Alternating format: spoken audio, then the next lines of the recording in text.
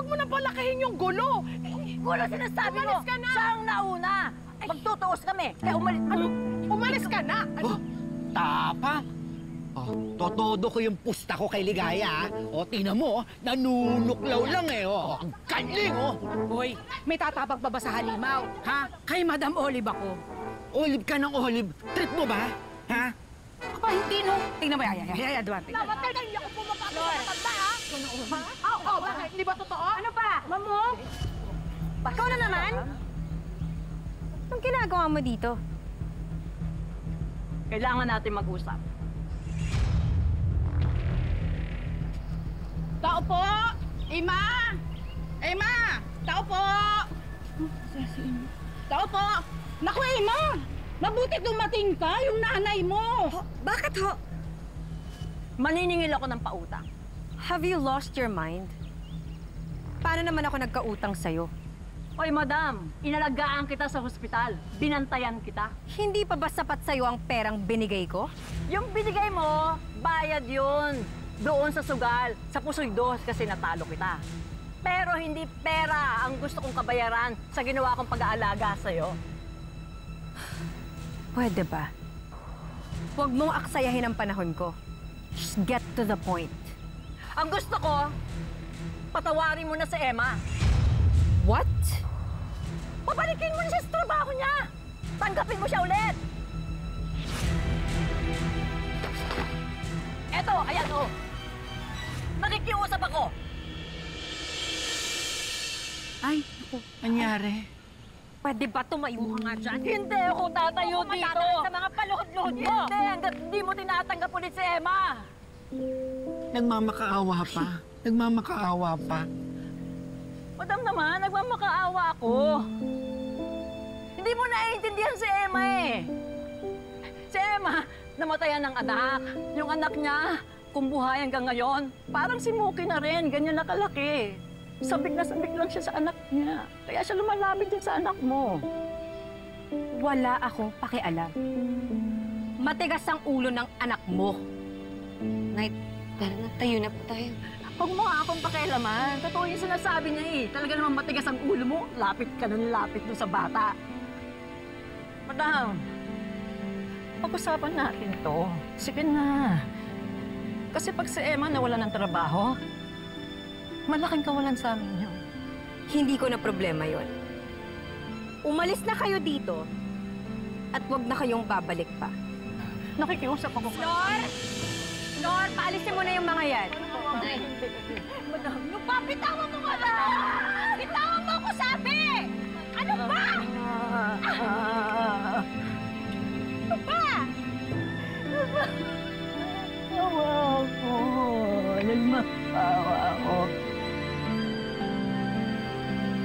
Wala pa akong magandang trabaho. Wala, si Emma lang.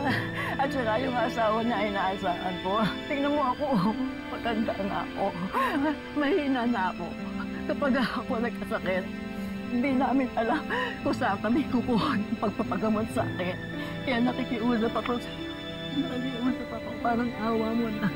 Nakikiusap ako, patawarin mo na si Emma. Sige naman, awa mo. Nakikiusap ako, patawarin mo na si Emma. Sige naman, awa mo. Sige na, sige na! Fine, fine, oo na!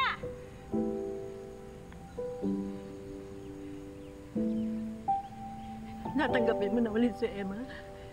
Oo na sabi! Pwede na akong bumalik sa trabaho ko, ma'am. Hulog ka lang. Pwede ba? Bitawan mo ako! Akong hawakan? Sige na, Flor! Paalisin mo na yung mga yan. Opo, ma'am. Siya, sige na. Bukas na lang ulit. Sige na, umalis na kayo. Narinig ka naman si Madam, di ba? Hinahanap niyo pa yung mga bunalis ko. Sige na, yan lang nanay mo. Ito na. Hindi ka na. Anong nangyari sa'yo? Sige na, umalis na kayo. Tiklop-tiklo pa lang, ha, Ligaya? Ang laki ng talo ko sa'yo, Kutsi, ha? Ito naman kasi si BFF, eh. Akala ko ba matapang ka? Sabi mo matapang ka, di ba? Hindi naman pala. Hoy, Wiro! Bumalik ka dito! Hindi! Meron ka pang kulang sa aking sandaan sa Wala. pusta mo! Ay, nako! Nay, alam ko naman pong iniisip niyo lang yung sasahurin ko, pero hindi naman po kayo dapat nagpakababa ng ganun. Ang importante, nagbunga yung ginawa ko. Hindi naman dahil lang sa pera, kaya ako ginawa yun. Siyempre, dahil sa sweldo, tsaka sa pambayad sa renta ng bahay natin, di ba, Nay? Grabe ka naman. Yun lang naman po yung mahalaga sa inyo, di ba? Ewan ko sa'yo. Isipin mo na ako ng gusto mo isipin. Maniniwala ka ba kapag sinabi ko sa'yo gusto kita maging masaya? Siyempre hindi. Kasi walang kwenta ang tingin mo sa akin. Nay, alam niyo, tama po kayo, Nay. Mabilis po talaga kayo makapalagay ng loob, no? Tingnan niyo, kayo po yung naghanap sa akin ng trabaho dun kila Ma'am Olive, tapos inayos niyo pa po ngayon para makabalik po ako sa trabaho ko. Salamat po, Nay.